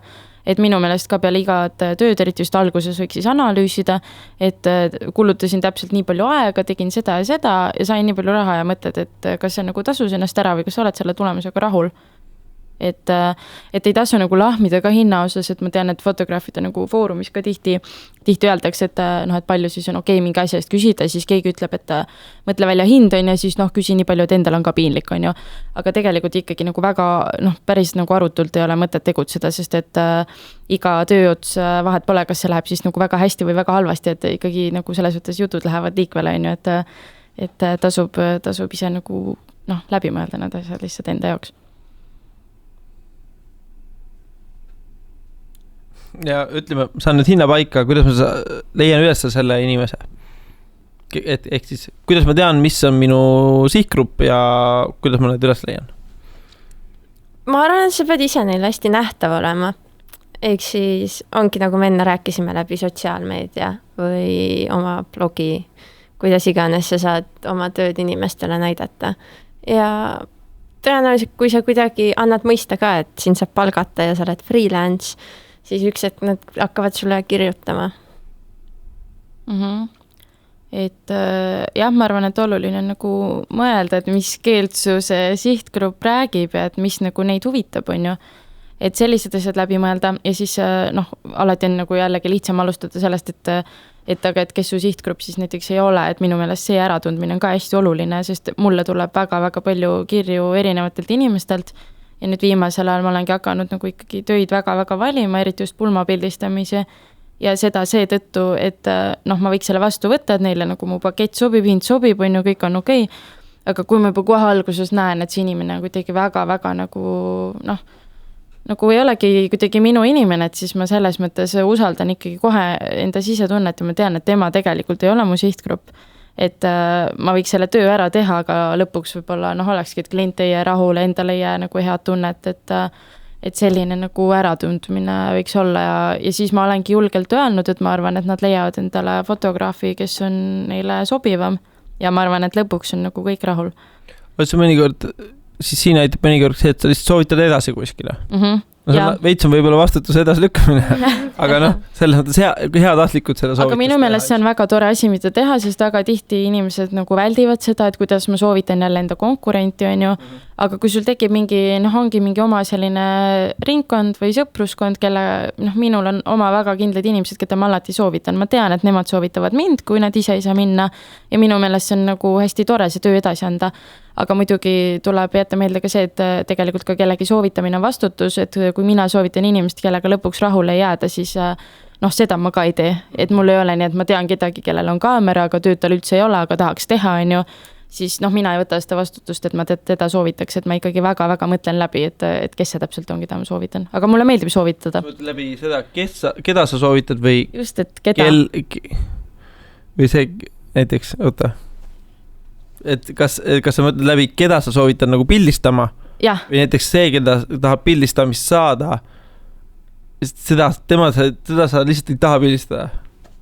Kas sa siis pigem ütled ei või soovitad ikkagi edasi sellele, kes... Et kui mina ise ei taha pildistada? Jah, näiteks kliendiga ei ole hea klapp. Aga kui ma tean kedagi, kellega ta võiks sobida, siis ma muidugi soovitan. Näiteks kui sul on täiesti lootusetu klient, siis on pigem vist ei soovita edasi ka, sest et kui ma näen, et tal on mingid ebamäärased ootused või ta ei tundu hea klient, siis ma pigem ei soovita teda sõbrale ka. Ma ise proovin selliste klientidega või selliste klientidega paha öelda, aga ütleme, kui on inimene nagu segadus, tegelikult tihti on see, et ta on ise segadus, ta ei tea, mida ta tahab, eks ju. Siis ma proovin vähemalt selle nagu esimese asja nagu, kas see telefonikõnega mõnikord aitab, et kui see ma ise panen tähele, kui see meili arutelu läheb nagu, et kui tuleb juba teine nagu meil, mis on vaja uuesti seletada, siis telefonikõne, kõik nagu läbi kommunikatsiooni laheneb hästi kiiresti, et siis uurida välja, mis see peamine ootus eesmärk on. Ja meili teel on palju seda ka, et inimesed kas mõni ei julge kirjutada, mõni ei julge nagu meili teel suhelda või kuidagi tekivadki mingid sellised möödarääkimised, et helistamine on selles mõttes nagu kindel variant, hoiab väga palju aega kokku. Aega ja energiat ja närvikulu. Ja kuigi meiliboonus on see, et ikkagi vabakutselisena mina puutun nii palju erinevate inimestega kokku, et paratamatult mõned neist ajavad mind ka väga närvi, et meiliboonus on nagu see, et sa saad hetkeks tõmmata hinge, lasta sellele esimesele emotsioonile üle minna ja siis rahulikult kirjutada, et siis nagu on meie meilis ja kergem see suhtlus. Kuidas kanalite põhiselt ka, eks, et isegi telefon, eks ju, võimandab kaugelt, ei pea alati see e-mailiga olema, aga et kuidas, kus maalt tõmmata piir, ütleme, kaugtöötamise mõttes, et fotograafiga võib-olla see, et kui sa lõpuks lähed pildistama, sa pead ikka kohale minema. Paraku mina pean enamasti kohal käima. Aga tihti selle eeltöö sa saad ikka teha ju tegelikult kaugelt ära, eks ju. Mõni kindlasti tahab kohtuda, eks ju, kui on suurem projekt, eks ju. Aga tihti saab selle kaugelt ka remote teha mõnes mõttes. Ja, saab. Palju sa teed seda? No selles mõttes, et need läbirääkimised ja kõik see toimub alati mingilt distantsilt. Aga jah, pildistamisele ma lähen ikkagi kohale, selles mõttes kliendiga ma kohtun enne shooti vahel, on ju, siis pildistamisel tihti pärast ka, on ju. Selles mõttes fotograafina mind võib-olla jah, nii väga see kaugtöö ei kõneta, et ma alati mingi osa teen eemalt ja mingi osa siis aga kaugele minna pildistama? See on ka kaugtöö nagu jah. füüsiline kaugtöö. Jah, selles mõttes küll, et mina olen praegu nagu enamasti ikkagi Eestiga piirdunud on ju, aga noh, muidugi osad nagu suunavadki oma tegevuse rohkem välismaale, et kes käib, ma ei tea, Islandil rohkem pulmi pildistamas või et selles suhtes noh, saab igat mõtlesin ka Islandi peale. Ja. No sealt tulevad need kõige maalilisemad pildid, et jah. Ja Karol, sina töötad vist igalt poolt, just käisid reisil ka, eks ju? Jaa. Kusjuures, jah, ma just käisin New Yorgis ja ma varem olen töötanud teistpidi, ehk siis ise Eestis olles ja USA ettevõtetega. Aga ma ütleks, et kui see töö olemus on selline, kus sa pead tõesti igapäevaselt suhtlema kliendiga ja mõnikord vastama vähem kui tunni ajaga, et ikkagi kogu aeg arutelu käiks, siis ma ütleks, et kindlasti tasub olla samas ajatsoonis või noh, +-2, +-4 võiks ka veel toimida. Aga näiteks New Yorgis olles oli pigem juba raske Eestiga töötada. Nii et siis oleks olnud, ütleme, et kui ma kunagi koliks New Yorki, siis ma pigem otsiks kohalikud kliendid, sest nii on palju lihtsam. Või sa vaatasin, et kui see, kellega sa tööd tahad teha, sellest sa peaksid olema paremal pool. Ja see aitab väga palju. Siis on nagu mõnus. Sa ärkad enne neid, teed kõik ära ja siis saad neile kirjutada, et vaadake, ma olen kõik ära teinud juba. Kuigi teisalt võib juhtuda see, et siis jällegi nad kirjutavad sulle siis, kui sina tahaks juba õhtult chillida ja sa pead vastama. Et siis teed päev läbi ikka lõpuks. Ja. Aga ma arvan, et selles mõttes on praegu elame väga mugavas maailmas, et Eestist väljaspool tööd leida, eriti kui sa teed seda inglise keeles, on väga-väga lihtne. Jah, väga-väga lihtne, aga see on palju tehtavam kui kunagi varem. Ja seal on mingis mõttes ka point sees, sest et nii teised Euroopa riigid kui USA ettevõtted lihtsalt maksavad rohkem tihti töö eest kui Eesti ettevõtted. Nii et kindlasti tasub seda, kui varianti vaadata. Kuidas leida niimoodi üldse otsustangi, et tahaks Saksamaale minna pulmasid pildistama või kirjutada siis New Yorki blogis, et kuidas võiks nagu niimoodi? No mina sain oma New Yorki või üleüldse USA tööotsad nii, et ma jäin silma sellega, et ma tegin enda blogi ja kirjutasin teistele turundusblogidele, nii et mulle lihtsalt tulid need pakkumised sisse peamiselt. Aga ma usun, et tegelikult võib ka otsida mõne potentsiaalse kliendi, vaadata näiteks välismaiseid tööportaale ja kirjutada või siis läbi igasuguste suuremate portaalide, nagu näiteks Upwork. Seal kindlasti on väga palju freelance tööd. Nii et see piiridülene olemine on võrdlemisi lihtne. Ja see vist viib nagu hetkeks võib-olla siis sinna algusesse tagasi on ju, et kui me rääkisime nagu praktikast on ju, et siis tegelikult sa saadki korraks nagu algusesse natuke hüpata on ju ja mingid kontakte luua, et ma arvan ka, et tegelikult see on väga lihtne. Et kui endal on tahtmine olemas, siis selles suhtes tehtav. Võib-olla näiteks USA ettevõtetega tekib see, et kui sa oled kuskil väiksest Ida-Euroopa riigis, siis nad on võib-olla pisut skeptilisemad, aga samal ajal, kui sa juba oma esimese kliendi kätte saad, siis teisi on palju lihtsam saada. Kas on ka mingi koht, kus ei saaks maailmas tööd teha? Et kas on võimalik olla niimoodi, et kogu aeg rändad ja kogu aeg teed tööd? Ma arvan, et on, aga see on endale kohutavalt keeruline. Ennast motiveerida iga päev siis ka tööd tegema, kui sa oled õhtul palju veini joonud või kui sa tahaksid hoopis matkama minna see päev, sest ilm on nii ilus. Või lihtsalt vees vedeleda ja päevitada ja et see nõuab nagu ikkagi veel topelt seda enesedistsipliini. Et ma arvan, et vabakutselise elu on võib-olla nagu niigi kuidagi kaootiline, et üritad seal oma mingit rütmi kogu leida, tegelikult inimene ikkagi vajab mingit korrapära ja sellist nagu mingit nagu selgroogu sellele asjale ja tegelikult kui sul nagu see koht kaob täiesti ära, et siis see on nagu väga-väga suur osa, et mingi jalgealune muutub nagu päris selliseks kahtlaseks. Et ma ei tea, mina arvan, et ma ei suudaks päris niimoodi elada, et rändan ringi ja teen tööd, et aga näiteks on ju osad on konkreetselt ongi need travel vloggerid, eks ju.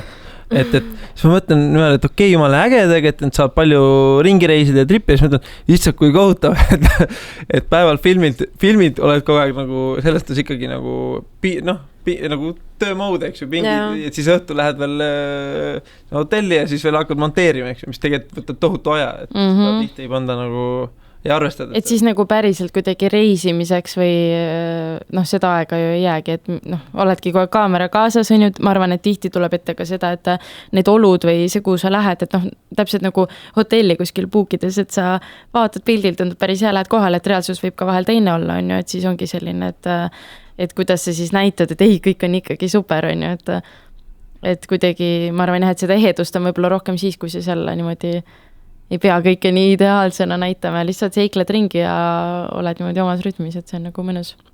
Puhkuse töö tasakaal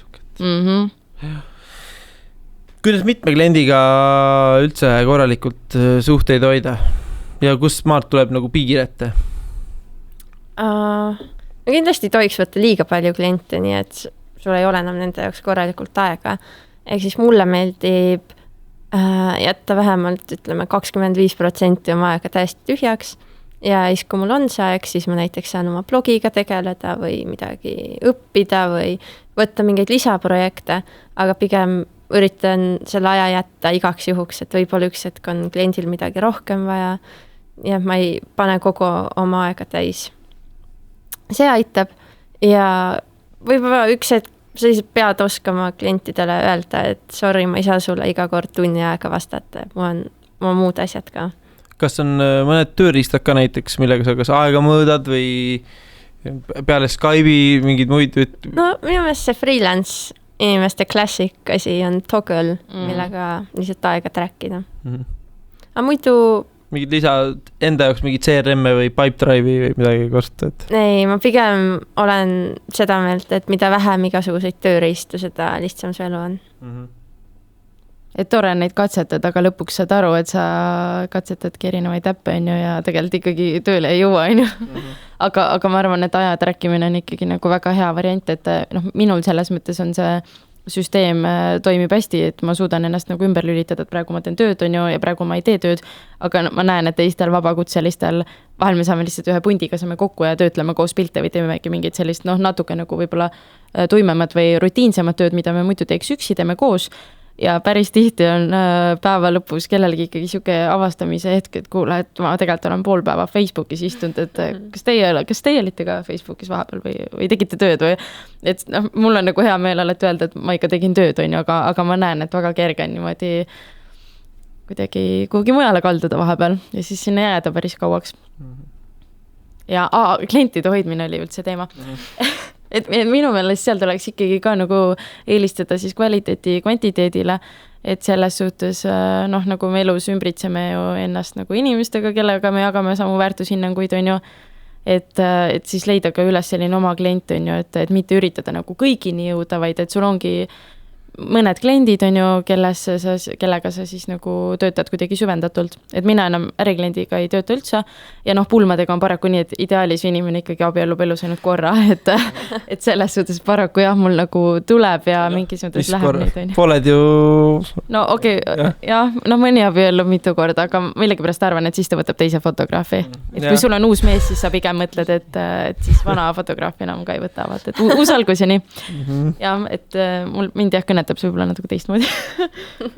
Kuidas te niisugust tasakaalu teada hoida, et uute ja klientide hankimisel kui kas uuele pakkumise koostamisele või siis enda olemasolevate klientide siis rahuldamise, et mul endal tohutut nagu, mitte tohutut, aga peamiselt niisugune mure, et kui mu töö eesmärk on see, et kes muga koostööd teeb, et nad võimalikult ruttu saaks iseseisvaks. Eks ma nagu enda tööd kogu aeg nagu likvideerin, ja siis ma pean pidevalt ka tegelema uute klientide leidmisega.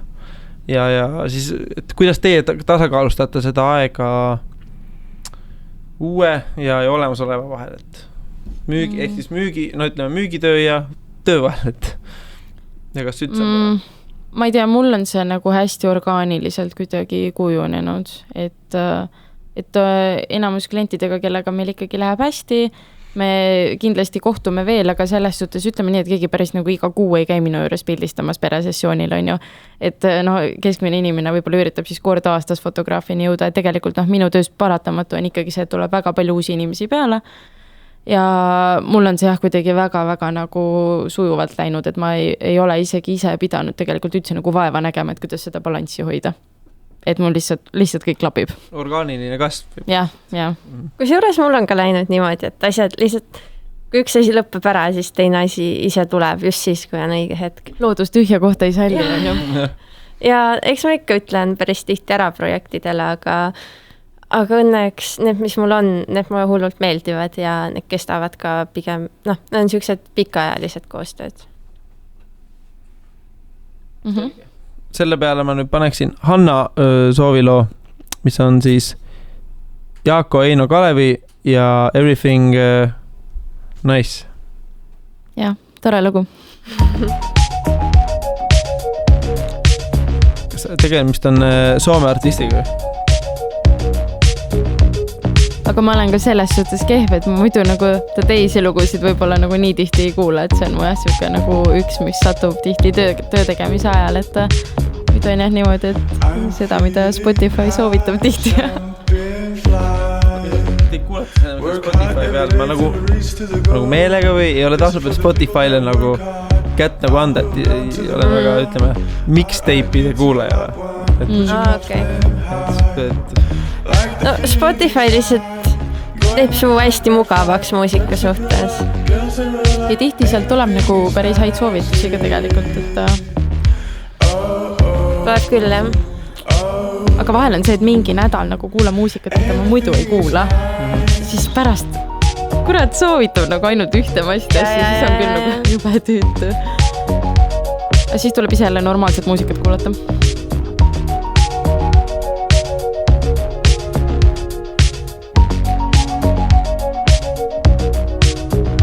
Kust selle looni jõudsid? Peikalasi.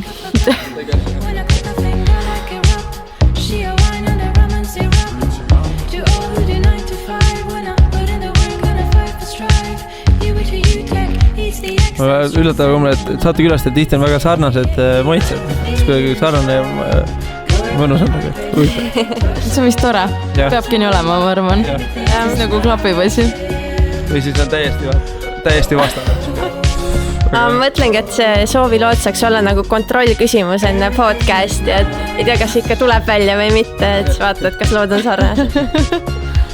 Jaa.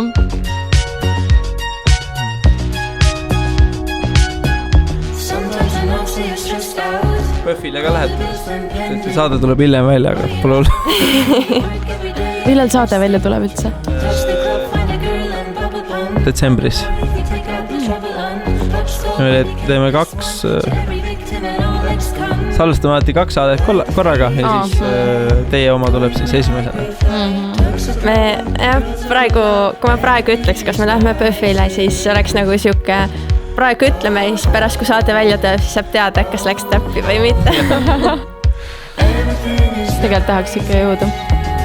Ma alati mõtlen, et ma tahaks jõuda, aga siis ma näen seda listi nende filmidega ja ma lihtsalt ei oska valida. Siis jääd mõtlema, siis juba ongi paremad on nagu juba välja müütud on ju ja siis juba ühel hetkel ongi läbi ja siis mõtled, et äkki järgmine aasta. Ma iga aasta niimoodi kellaaegade järgi vaatan.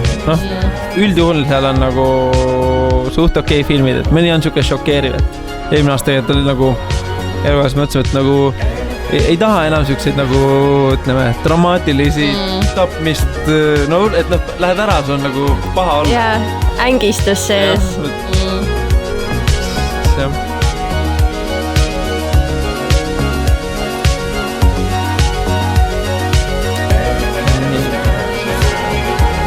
Kelle lood meeldivad, siis lood on kindlasti saate notsides kirjas ja vahepeal jagan neid ka Säänpäisi Facebookis. Nii, aga siis läheme nüüd lõpu päris lõppu ei ole, aga lõpusirge on, siuke paistab. Et viimast teemaks võtaks veel enda harimine ja harjumused. Et mis te mõlemad olete siuksed eeskujulikud vabakutselised ja tundub, et janunete pidevalt uute teadmiste järele. Just nimelt, tundub. et mille järgi teie valite endale üldse nagu uut suunda või näiteks, kuidas Anna sina mõistsid, et nüüd sa tahaks tegeleda sünnituste pildistamisega? No kuna nüüd lõpp on lähedal, siis ma ei saa väga pikalt siin lobisema jääda, aga lühidalt tegelikult see oli seotud mu lõputööga. Ja kunstikoolis harilikult näeb siis üldiselt asjad käivad niimoodi, et näed ühiskonnas mingid probleeme ja siis nagu läbi enda projekti hakkad seda lahendama, on ju. Minul oli täiesti vastupidi, mõtlesin, ma tean, ma tahan sünnitusi pildistada, aga tegelikult mul nagu ei olnud aimugi, et mis teema mind seal täpselt huvitab, on ju. Ühesõnaga, lõpuks asi läks nii, et ma läksin sinna kohale ja ma sain aru, et see ongi minu värk, et selles suhtes ma leidsin täiesti mingi nagu uue asja, et mul oli hästi kuidagi seda vaheldust vaja ja ma ei tea, tundsin ära, et see ongi see ja nüüd kuna ma läksin sünnitoetajaks õppima, et siis selles suhtes minule tundub see hästi loogiline, et võib-olla algul jääb mulje, et ma nagu tegelen kõigega ja ma ei tea, samas mitte millegagi äkki, on ju.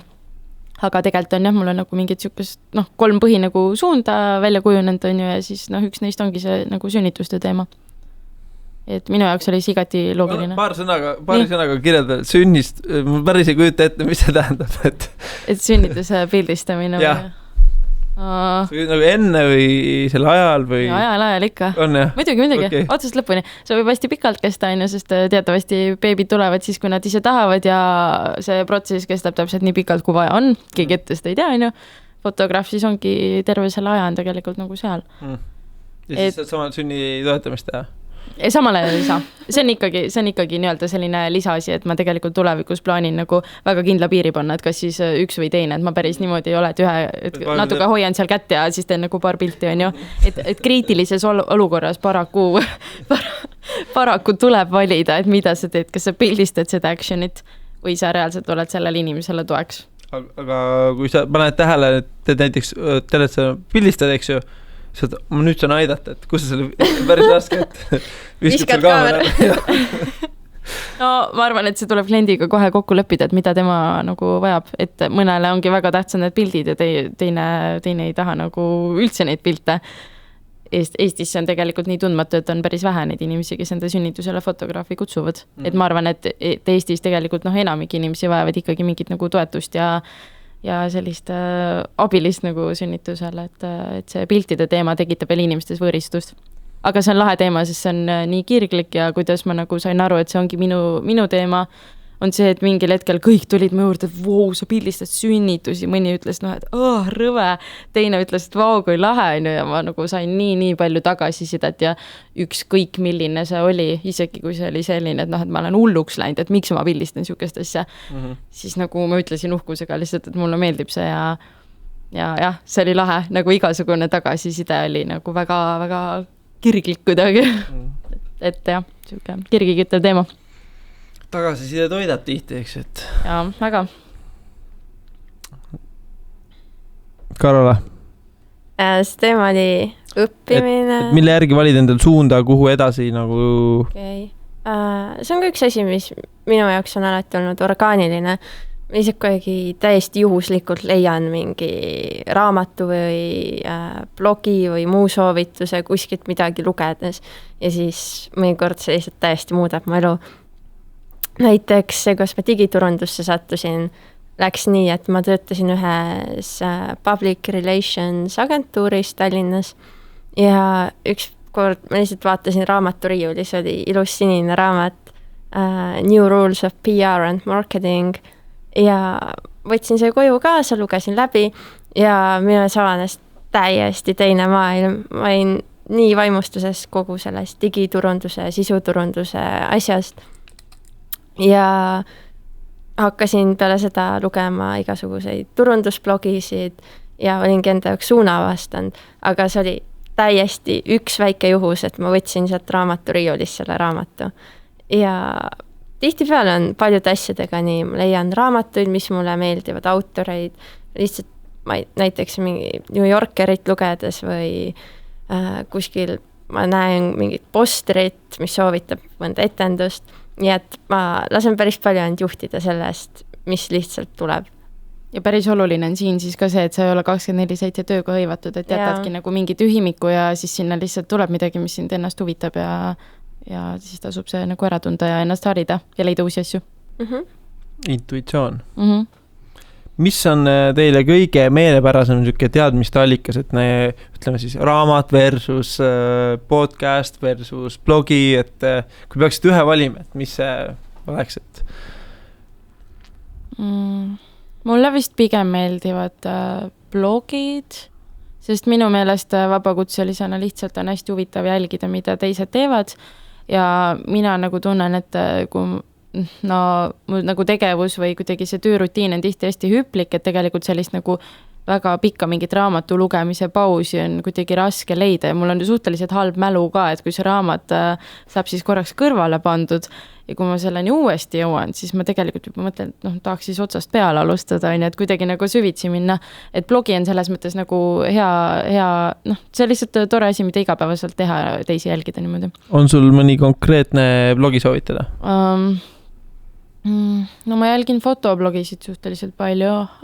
Vahel mulle vist meeldib nagu värskenduse mõttes vahepeal võtta mingeid selliseid USA fotoblogisid või kuidagi, kui ma vajan sellist hullu nagu mingit motivatsiooni või seda, et kõik on võimalik, et siis ma võtan mingi sellise USA artisti, et näiteks üks on David Talley ja siis tema naine on Kiara Rose ja nemad on siis ongi selline nagu fotograafide paar, see mees on väga kirglik nagu ettevõtja ja turundaja ka, et nemad nagu mõjuvad mulle kuidagi inspireerivalt ja selline, ongi nagu usalik siis vaheldus, et tore jälgida, mida siis teisel pool tehakse.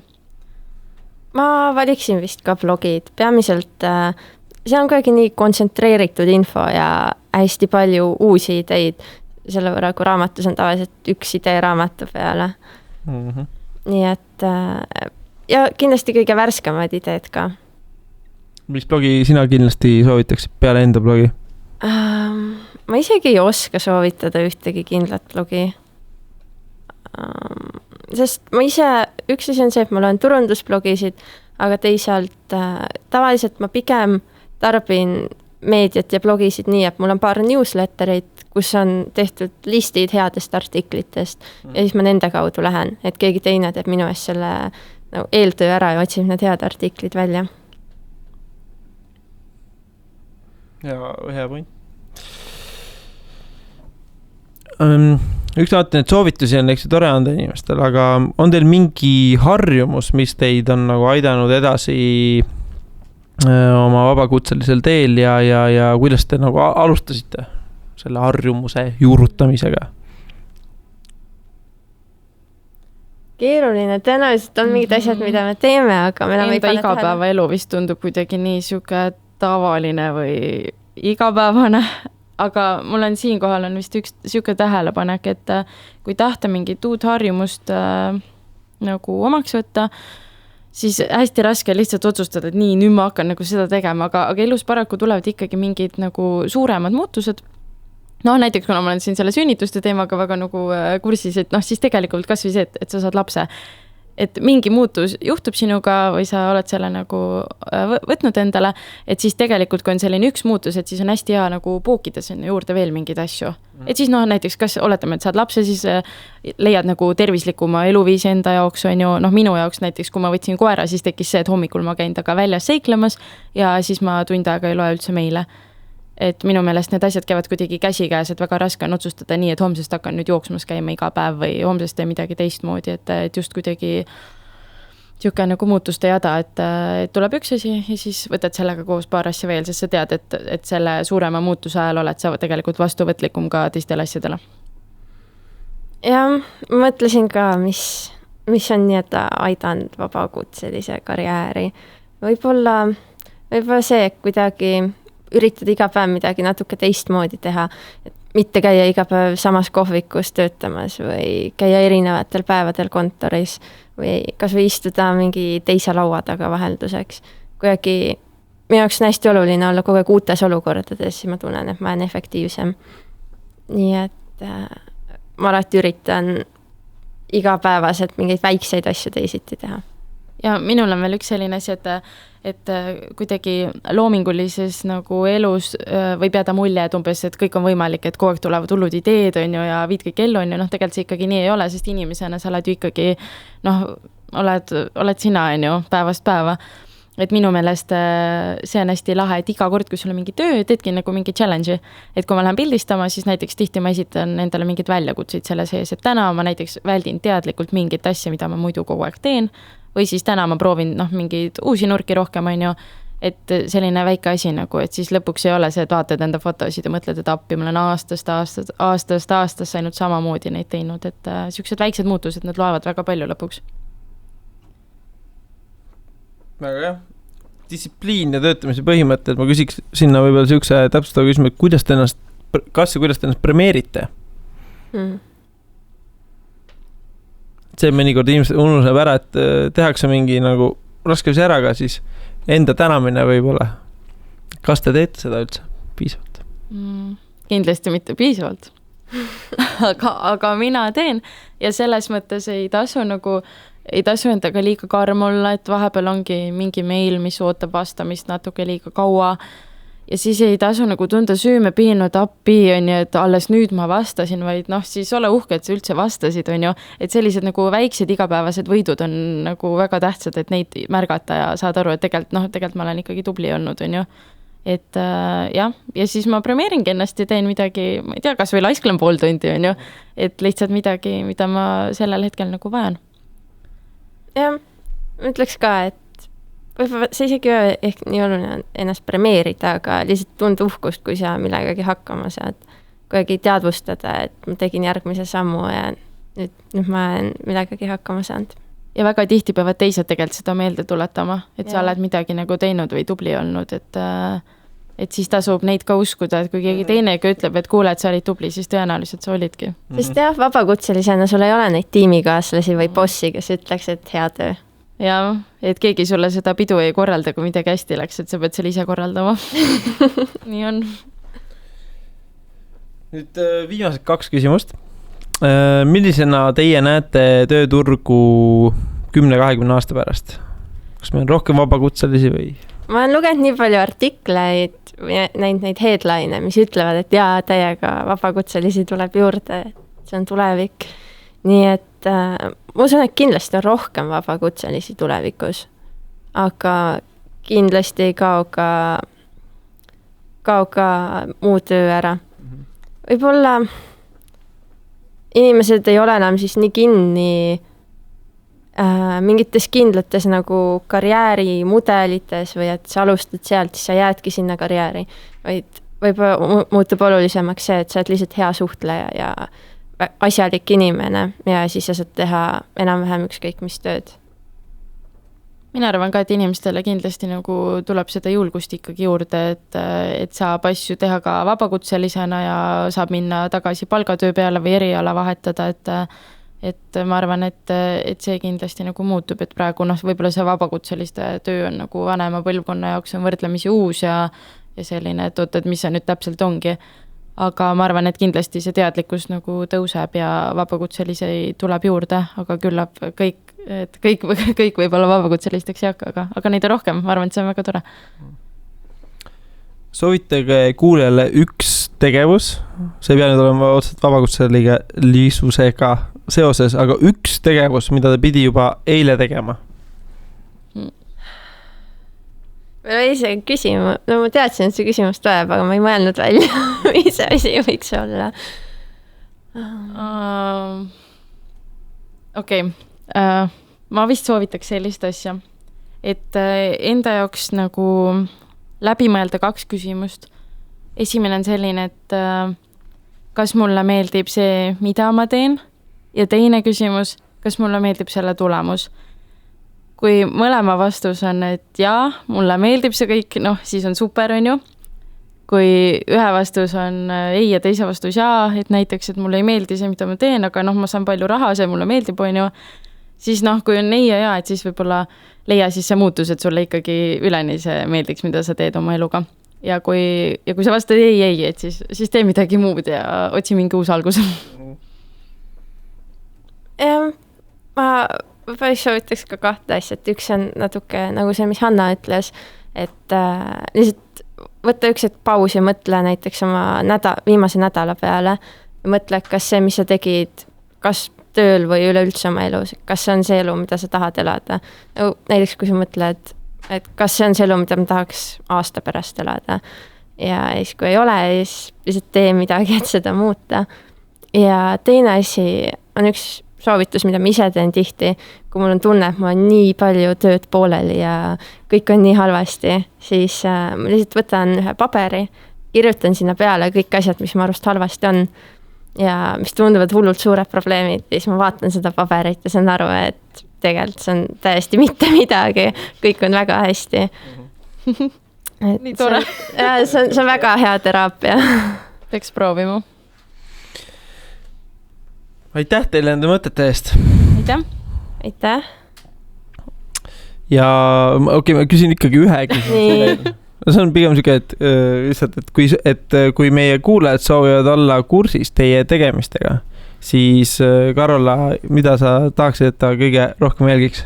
No kindlasti mu blogi aggregateblog.com, mis võib-olla varsti teeb läbi väikse või suure muudatuse, aga jah, ma siis hoian blogi kaudu kõike kursis. No mul on, ma arvan, et 3 asja nagu võrdselt, et siis Facebooki leht ja Instagram ja samamoodi blogi ka, et paraku see blogi mingil aasta läheb natuke unarusse, et suvel oli lihtsalt nii palju pildistamisi, et ma ei jõua, aga siis ma jällegi jõuan järgi, et seal saab näha siis natuke nagu põhjalikumalt, et mida ma teen. Et siis kodulehte võiks külastada ikkagi. Selge. Need viited paneme siis kindlasti kirjeldusse, et külased ilusti üles leiaksid. Ja sellega ongi meie 33. saade läbi. Juhu! Aitäh kuulajad teie tähelepanu eest, meil tuli päris pikk saade. Aga see on väga tore. Ja saade sai teoks tänu mitmele inimesele. Saate kujunduse eest vastutab Marleen Moss, heli eest hoolitseb Hendrik VR Lakeside Soundist ja pildi lõi ette Ahti Kaspeit. Aitäh!